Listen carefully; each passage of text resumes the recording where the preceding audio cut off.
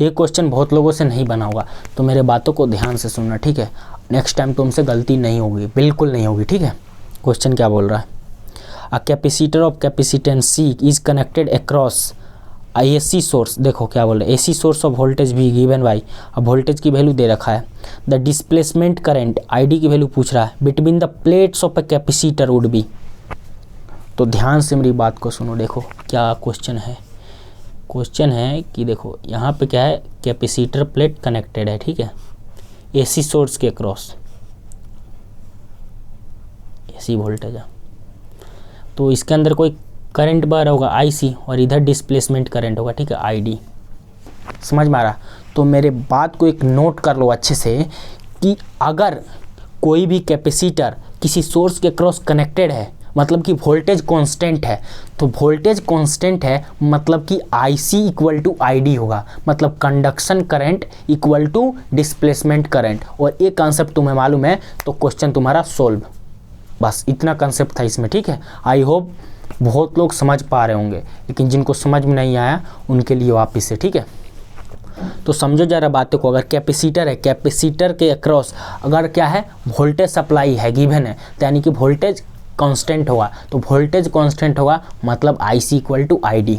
तो यही कंसेप्ट था। अगर मुझे डिस्प्लेसमेंट करंट में निकालना है ID, तो IC निकाल लूँगा क्योंकि दोनों तो इस केस में बराबर ही होगा, तो कंडक्शन करंट निकाल लो तो भी तो अपने आंसर आ जाएगा, ठीक है। तो यहाँ पर अपन निकालेंगे कंडक्शन करंट, ठीक है।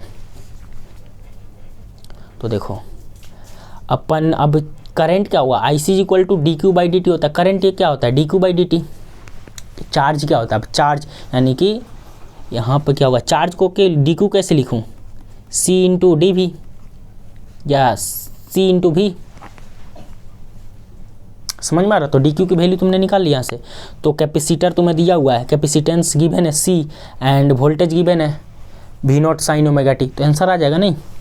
तो IC की वैल्यू क्या होगा, conduction current dQ/dt it means C into V0 sign omega T upon dt।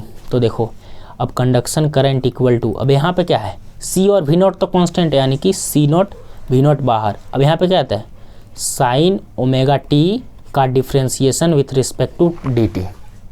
तो आई होप तुम साइन का डिफ्रेंसिएशन जानते हो, कॉस होगा, साइन थीटा का डिफ्रेंसिएशन कॉस थीटा होता है, लेकिन यहाँ पे ओमेगा टी भी है, तो ओमेगा टी का डिफ्रेंसिएशन करेंगे तो ओमेगा बाहर आ जाएगा, सिंपल चैन रूल लगेगा।